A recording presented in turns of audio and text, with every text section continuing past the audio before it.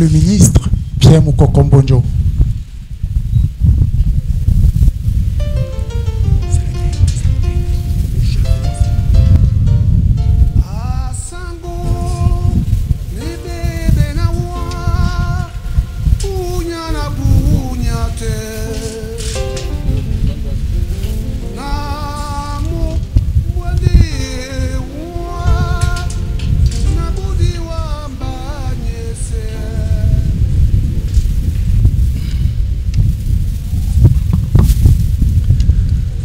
Monsieur le préfet du département du Mungo, représentant personnel du chef de l'État, monsieur le sous-préfet, mesdames et messieurs les parlementaires, Leur Majesté les chefs traditionnels, ministres du culte, mesdames et messieurs en vos diverses qualités. 52 ans d'histoire, c'est de ça qu'il s'agit. J'ai connu Ekambi Briand, j'avais 16 ans. J'étais au collège Alfred Saker à Daïdo. Je faisais de la musique, je jouais de l'orgue, je chantais. Et il était aussi chanteur, guitariste, accompagnateur, dans un club de la ville, le Domino, à quoi. Et le Domino organisait ce qu'on appelait les matinées de jeunes, les dimanches après-midi. Et un jour, pendant la reprise, Briand me fait signe. Il m'invite au micro. Et il me dit en douala, Nabina Obilongo. Je sais que tu sais chanter.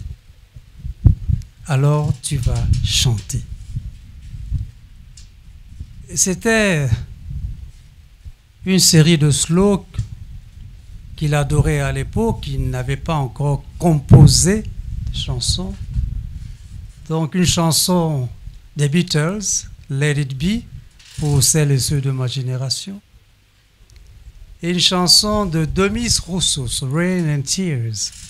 Demis Roussos qui d'ailleurs, quelques années plus tard, reprendra sa chanson Elangui. Et c'est ainsi que cette amitié a commencé. J'ai chanté. Son premier spectacle au cinéma Le Vaury, son tout premier spectacle, organisé par un aîné de regrettée mémoire, Ekwaladi Boti. Vous savez, dans un spectacle, il faut ce qu'on appelle une vedette américaine. Je ne sais même pas pourquoi on dit vedette américaine.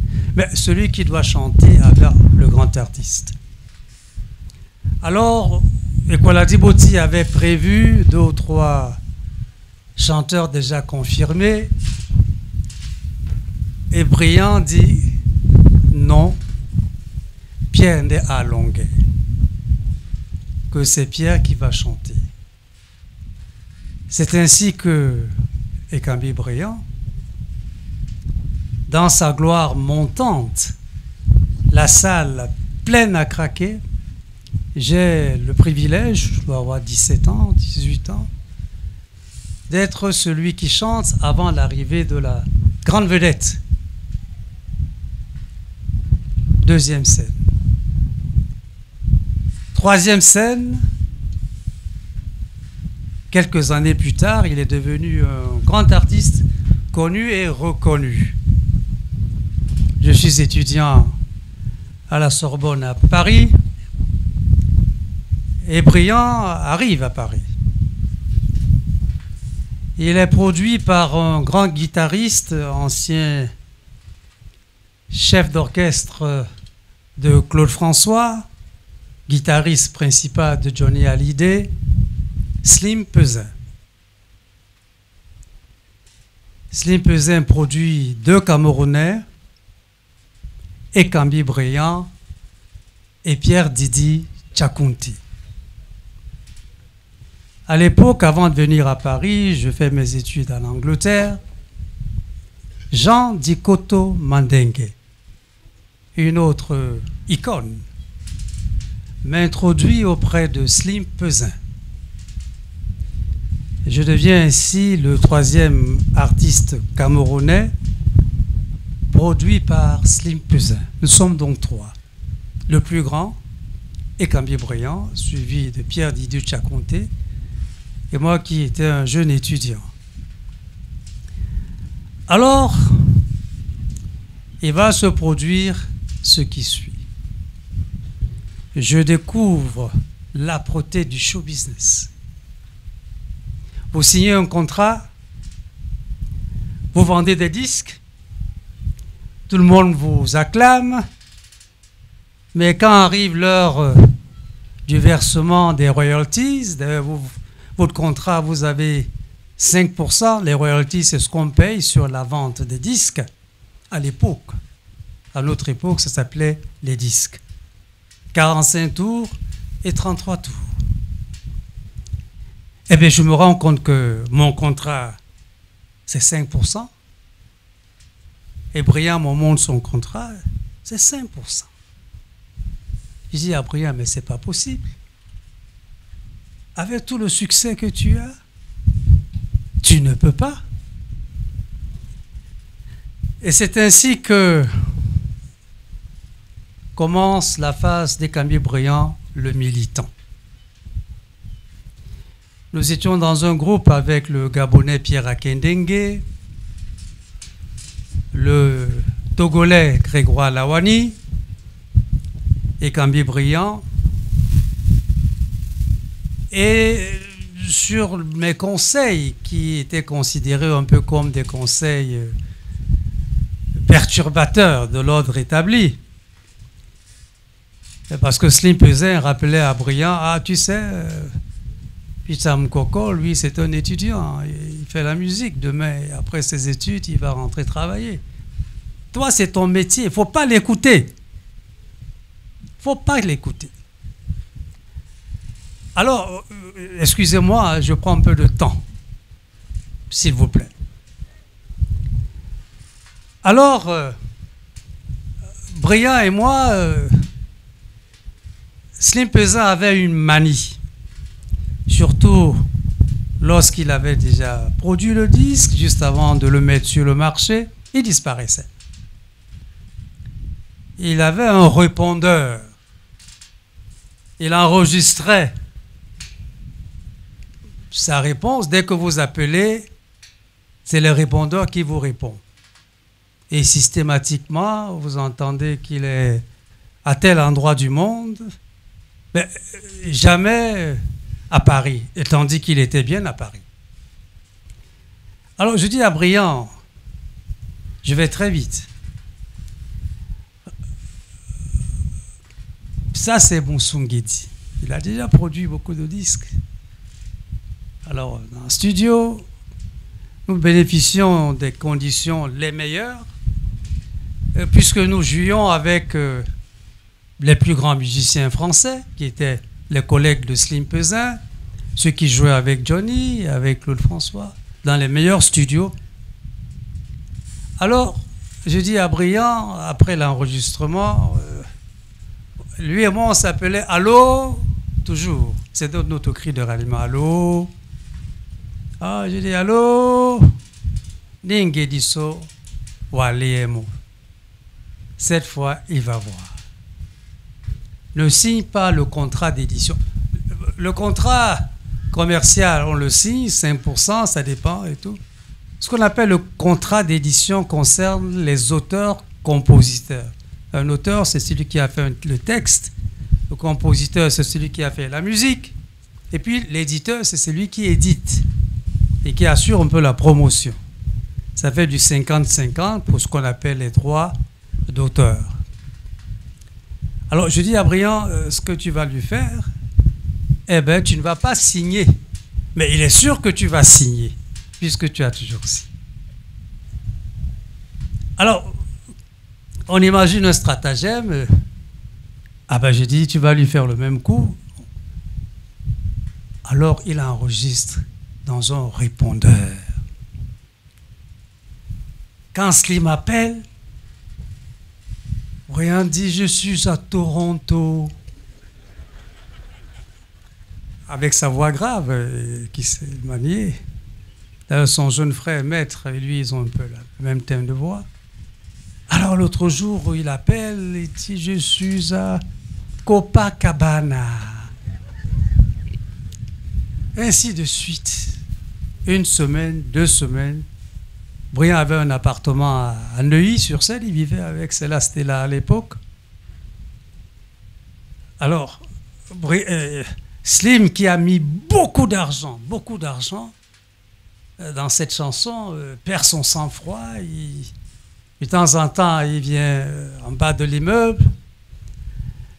Et puis, un jour, nuitamment, il dit « Allô, c'est Gasmouemboa ou Yamboa ?» Il a quitté là il était, il est venu dans ma petite chambre d'étudiant. Ce stratagème a duré peut-être 3 semaines. Et un beau jour, il a débarqué donc dans la maison d'édition, la même maison d'édition que Michel Fugain, pour ceux qui se souviennent de ces chanteurs français. Et il a obtenu le maximum de ce qui pouvait être obtenu. Brian a gagné beaucoup d'argent. Et de là, il a dit Slim Peuzin, bye bye. Il a mis en place sa maison d'édition Africa Umba. Voilà l'origine d'Africa Umba. Et il a continué donc sa carrière. C'est une complicité indescriptible. J'ai un peu hésité à prendre la parole parce que l'émotion est telle. Alors, un autre aspect, ce que mon collègue Alaka vient de dire, la curiosité intellectuelle. Ce que j'avais constaté, que c'était à l'époque, il y avait un grand débat économique en Europe. C'est Margaret Thatcher qui était Premier ministre en Angleterre. On parlait du monétarisme. Alors Brian vient chez moi un jour, il me dit « Allô, allô, Thatcher, monétarisme, ni qu'il y a plein de quoi, Nanji. » Je lui ai expliqué. Brian ne passait pas un jour sans acheter et lire le journal Le Monde. Il s'est mis à suivre des cours pour être à même de suivre l'actualité internationale, non seulement de suivre, de la comprendre et de l'expliquer. Et ainsi, il était capable de tenir une discussion intellectuelle de haut niveau, et bien sans que les gens sachent que c'est quelqu'un qui travaillait beaucoup. Dernière scène. Je reviens à la musique. Mon dernier disque, j'en ai fait au total 4, un 45 tours et 3 33 tours. Le dernier, dont le titre phare, c'est Le Nouveau Millionnaire. Brian a dit « Allô, tu as déjà fait plusieurs disques, mais je n'ai jamais joué dans ton disque. » Je dis « Allô, ce serait un grand honneur pour moi que tu diriges l'orchestre pendant les enregistrements. » Et c'est ainsi que Brian a dirigé l'orchestre et que Jean Dikoto Mandengue a traversé la Manche, est venu de Londres pour jouer à la basse avec un certain nombre d'artistes. Je ne sais pas si Jeannot est là. Il est malade. Alors, il y avait beaucoup d'autres artistes. Claude Vamur, qui deviendra le batteur du groupe Kassav. Jean-Claude Nemro, qui deviendra le pianiste du groupe Kassav. Il y en avait 3 ou 4. Les Kassav, ça n'existait pas encore, ça est venu par la suite. Et Brian à la guitare, sèche. Et Toto Guillaume, Togi, je ne sais pas si Togi est là. À la guitare donc électrique. Et voilà comment mon dernier disque a été fait, avec l'une de ses principales choristes, Marie-Lou, de regretter mémoire, qui est morte il y a quelque temps. Donc voilà un peu ce parcours de plus d'une cinquantaine d'années que je tenais à restituer en souvenir de cet ami qui nous quitte. Je rends grâce à Dieu parce que au plus fort de sa maladie, au moment où le chef de l'État a décidé de le faire évacuer en Turquie, il se posait à lui un problème de visa à l'ambassade de Turquie. Et alors s'est souvenu que même comme je suis maintenant à Addis Abeba, il m'a demandé si je suis à Yaoundé. J'ai dit ça tombe bien, je suis à Yaoundé. Et usant de mes relations tirées de mes anciennes fonctions, relations extérieures, et j'ai pu lui faire obtenir le visa avec son médecin, le docteur Zoa. Et dès qu'il a reçu son visa avec sa tendre épouse, les deux, sans attendre le docteur Zoa, il dit « Je pars ». Alors, le docteur Zoa me dit « Écoutez, il n'y a que vous qui pouvez le raisonner, dites-lui d'attendre ». Et Brian me dit ceci « Allô, Nasenga Sese, ouais. J'ai très mal. Il faut que je voyage. » Et il a voyagé. On est resté en contact. Il est revenu et il est parti. Comme l'a dit l'évêque tout à l'heure, l'inspiration du moment, ce que j'ai envoyé comme message, c'était qu'effectivement, après avoir chanté pour nous, qu'il soit admis dans la grande chorale d'en haut pour chanter avec les anges et l'onguille. Je vous remercie. Vous ne partez pas, Excellence, pardonnez-moi. Pardonnez-moi de vous retenir quelques secondes. D'ailleurs, je présente mes plus plates excuses aux représentants personnels du chef de l'État. Otopina, Brian, Atakwana, Abina, Obilongo. Sonson. Ndiwenopula, Sonson. Ah là là. Ça, c'est une cause. Il dit que j'ai dit que. Brian avait dit que. Je sais chanter. Et il me dit de chanter. Alors je vais chanter quoi. C'était une de mes chansons qui parle de la mort. Mais est-ce que je me souviens même encore des chansons? Ou alors je vais plutôt chanter celle qu'il aimait beaucoup et où il a joué de la guitare. Bamoto et Damoto Napoyambasa ne dis-moi mon Dieu O kwalisane bambambe bamna Yo matake Imadi ambana sapala Bamota musombo Suena miobi bam ma j'ai oublié, vous voyez. Basima wape suwendongo Betomba Namasawa moneni Dibimba La banana yaino Dimato Te yamba miso Jayema Bole sinele babo Kamawi Dio Dio. On applaudit, s'il vous plaît. On applaudit très fort. Ma soseya Onyola bebolo bantu Denge nama boa mobisemo nuta no panya kelolombe omo mangama mumi maboy mbanyolo banuta ngumabe suwa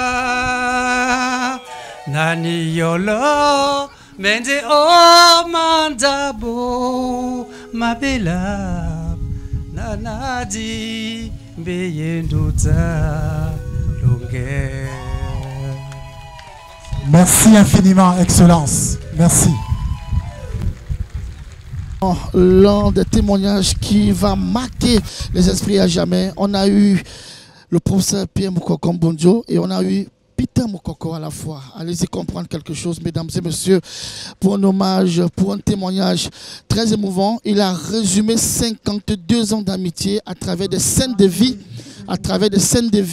qu'il a su résumer en quelques minutes. Un compagnon, on a compris que c'était son compagnon de carrière, j'allais dire de galère pratiquement.